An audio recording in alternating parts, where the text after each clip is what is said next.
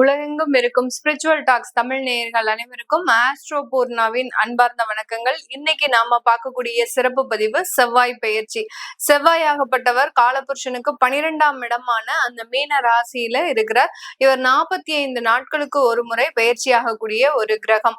மாத கிரகங்கள் அப்படின்னு இருக்கக்கூடிய வரிசையில இந்த செவ்வாய் பகவானும் ஒரு கிரகமாக செயல்படுகிறது. இப்போ இந்த செவ்வாய் பகவான் இந்த மீன ராசியிலிருந்து மேஷ ராசின்றது செவ்வாய் ஒரு ஆட்சி வீடு. மேஷ ராசியும் விருச்சிக ராசியும் செவ்வாயினுடைய ஆட்சி வீடாக இருக்கும். இந்த மேஷ ராசிக்கு வரக்கூடிய மே மாதம் 12ஆம் தேதி பெயர்ச்சி ஆகிறார். இந்த மே மாதம் பெயர்ச்சி ஆகக்கூடிய இந்த செவ்வாயினுடைய பெயர்ச்சி ஒவ்வொரு ராசி என்பவர்களுக்கும் என்ன மாதிரியான ஒரு மாற்றங்களை கொடுக்க போகுது. ஏன்னா செவ்வாயின்றது பாத்தீங்கன்னா ஒரு பாவ கிரகம், அதுலயும் பாத்தீங்கன்னா விரைவாக நகர்ந்து செல்லக்கூடிய ஒரு கிரகம். இந்த செவ்வாயினுடைய தாக்கம் மற்ற கிரகங்களோடு சேர்ந்து செயல்படும் போது மிக விரைவாக அதிகப்படியான ஒரு பலன்களை, நன்மையாகவும் கெடுதலான பலன்களையும் அதிகப்படியாக கொடுக்கக்கூடிய ஒரு கிரகமாக இருக்கும். ஒரு பூமிக்காரகன், ஒரு தொழில்காரகன், அடுத்து பாத்தீங்கன்னா ஒரு இந்த செவ்வாயினுடைய தாக்கம் பாத்தீங்கன்னா கலத்திரக்காரகனும் கூட. இந்த கலத்திரக்காரகன், பூமிக்காரகன் அப்படின்னு சொல்லக்கூடிய இந்த செவ்வாயாகப்பட்டவர் மேஷ ராசி காலபுருஷனுக்கு மேஷ ராசியில் இருந்து செயல்படும் போது ஒவ்வொரு ராசி என்பவர்களுக்கும் உண்டான பலன்களை பற்றி தான் இந்த பதிவுல தெளிவா பார்க்க போறோம். இந்த சேனல்ல முதன்முறையா பாக்குறீங்க அப்படின்னா சப்ஸ்கிரைப் பண்ணிக்கோங்க, பெல் பட்டன்ல ஆல் ஆப்ஷன் சூஸ் பண்ணிக்கோங்க.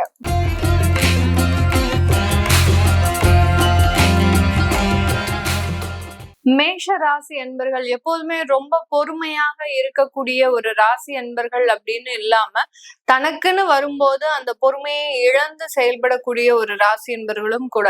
அதாவது எந்த நேரத்துல பொறுமையா இருக்கணுமோ அந்த நேரத்துல பொறுமையாக இருப்பாங்க.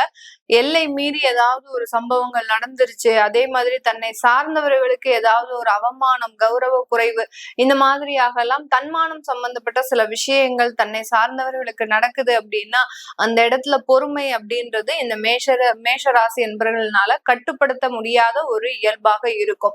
பொறுமையை மீறி அளவுக்கு அதிகமாக கோபப்படக்கூடிய ஒரு நபர்களும் இந்த மேஷ ராசி என்பர்கள் தான். இந்த மேஷ ராசி என்பர்கள் எப்போதுமே பாத்தீங்கன்னா வேலை அப்படின்ற மாதிரியான ஒரு விஷயத்துல ரொம்ப ஒரு கவனமாக இருக்கக்கூடியவர்கள். வேலையானாலும் சரி, தொழிலானாலும் சரி, அந்த வேலையிலையும் தொழிலையும் மிகவும் ஒரு அக்கறையாக உள்ள ஒரு நபர்களாக தான் இருப்பாங்க. எந்த ஒரு சிறிதளவும் கடன் இல்லாமல் தன்னுடைய தொழிலை நடத்தணும் அப்படின்ற ஒரு ஆர்வம் அதிகப்படியாக இருக்கும். கடன் இல்லாமல் மேக்சிமம் நடத்துபவர்களும் இந்த மேஷராசி என்பர்கள் தான். இப்போதைக்கு மேஷராசி என்பர்களுக்கு இந்த காலகட்டத்துல பாத்தீங்கன்னா இந்த செவ்வாயினுடைய பெயர்ச்சி காலகட்டத்துல அதிகமான பேருக்கு பாத்தீங்கன்னா ராகு திசையோ குரு திசையோ தான் நடந்துட்டு இருக்கும். இந்த ராகு குரு திசை காலகட்டங்கள்ல இந்த செவ்வாய் தன்னுடைய சொந்த ஆட்சி வீடான அந்த மேஷ ராசிக்கு வருகிறார். உங்களுடைய சந்திரன் மீது செவ்வாய் பயணிக்கக்கூடிய ஒரு காலகட்டம். அப்படி இருக்கும்போது செவ்வாய் சந்திரன் அப்படின்ற ஒரு மாதிரியான ஒரு கிரக சேர்க்கை அப்படின்றது இந்த இடத்துல நம்மளுக்கு கிடைக்க போகுது. இந்த செவ்வாய் சந்திரன் அப்படின்றது பாத்தீங்கன்னா ஒரு நல்ல ஒரு அமைப்பு வாய்ந்த ஒரு கிரக சேர்க்கை தான். நிறைய சுப நிகழ்ச்சிகள் நடக்கக்கூடிய ஒரு நாட்களாக தான் இந்த 45 நாட்கள் இருக்கும். உங்களுடைய பண வரவுகளும் அதிகரிக்கக்கூடிய ஒரு தன்மை. இந்த இடத்துல பாத்தீங்கன்னா ஏற்கனவே பொறுமை இழந்து செயல்படக்கூடிய இந்த மேஷராசி என்பவர்களுக்கு இன்னும் கொஞ்சம் அதிகப்படியாக கோபம் அதிகரிக்கக்கூடிய ஒரு தன்மை அப்படின்றது அதிகப்படியாக இருக்கும்.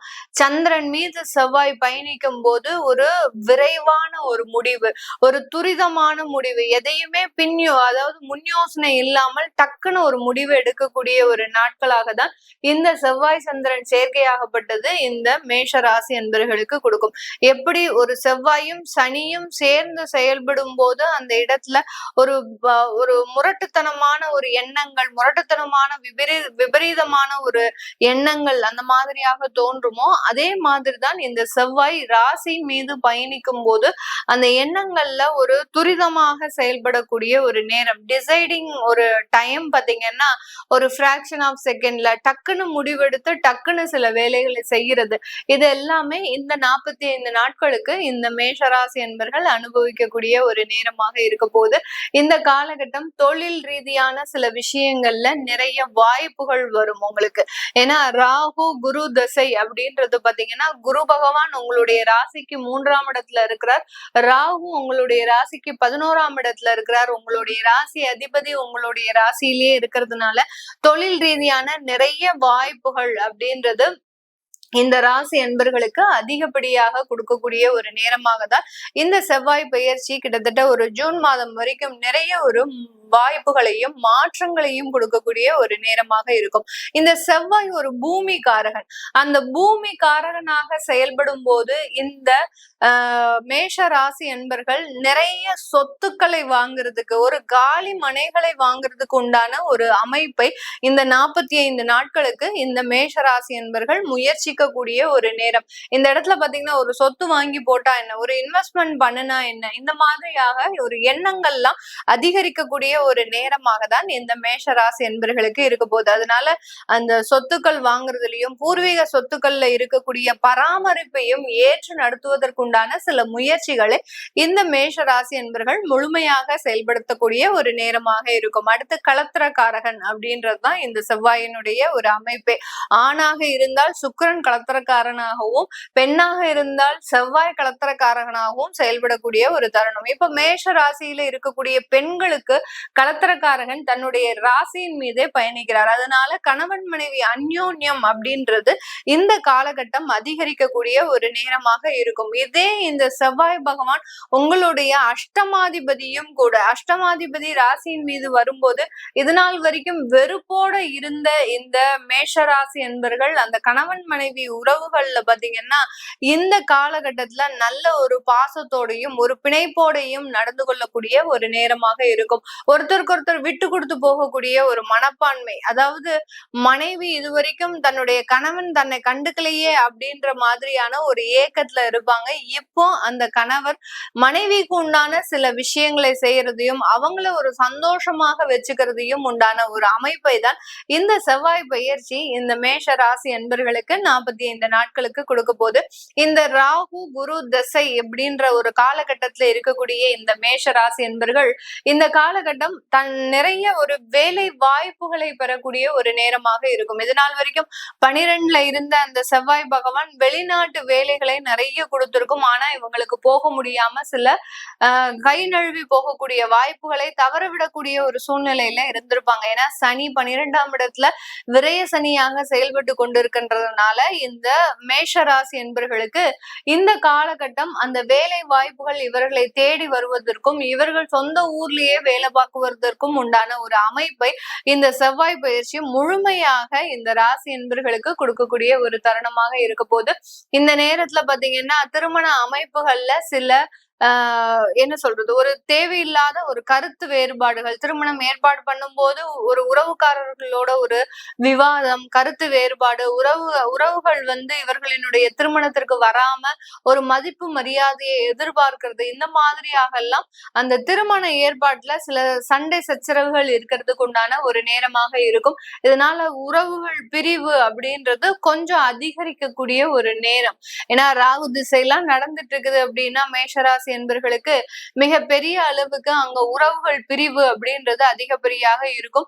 ஏன்னா இவர்கள் பொருளாதாரத்துல நல்ல ஒரு வளர்ச்சி பெற்றவர்களாக இருப்பாங்க. அதை பொறுத்துக்க முடியாம உறவுகள் எப்பண்டா காத்துட்டு இருந்து இந்த மாதிரியான திருமண வைபவங்கள்ல சில பிரச்சனைகளை ஏற்படுத்தக்கூடிய ஒரு அமைப்பை இந்த மேஷ ராசி என்பர்கள் இந்த 45 நாட்கள்ல பெறக்கூடிய ஒரு தருணம். அதனால திருமண ஏற்பாடுகள் ஏதாவது பண்றீங்க அப்படின்னா மற்றவர்களினுடைய கருத்துக்களை நீங்க பெரிய அளவுக்கு எடுத்துக்கொள்ளாமல் அந்த திருமணத்தை நல்லபடியாக முடிக்கிறதுக்குண்டான சில வேலைகளை செய்யணும்.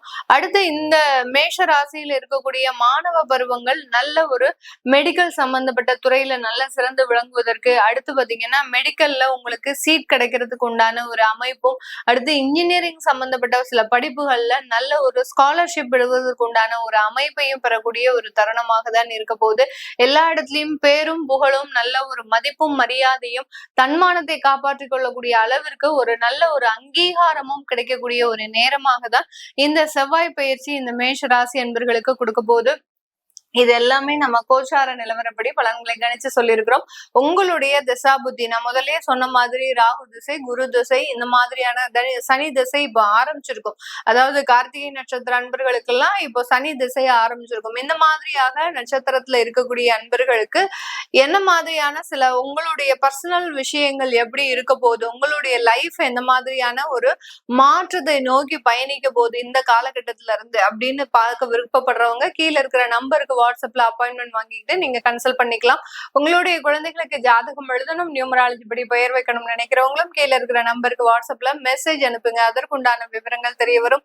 உங்களிடமிருந்து விடைபெறுவது உங்கள் ஆஸ்ட்ரோ பூர்ணா. நன்றி, வணக்கம்.